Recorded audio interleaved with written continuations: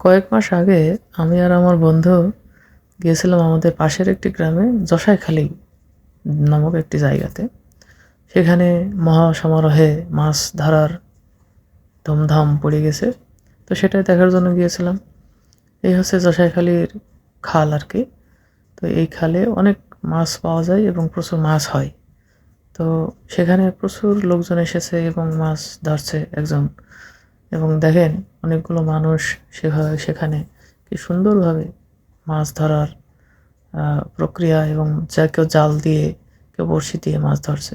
সবচেয়ে বড় কথা, এখানকার যে প্রাকৃতিক পরিবেশটা আপনি দেখেন, চারপাশটা কি সুন্দর, চারিপাশে সবুজ, এবং যদিও একটা বিলের মধ্যে আর কি, তো এই জন্য আর কি এর চারপাশের পরিবেশ এবং সৌন্দর্যটা খুবই সুন্দর।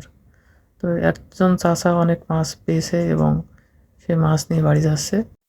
তো ভিডিওটি কেমন লাগলো জানাবেন সবাই।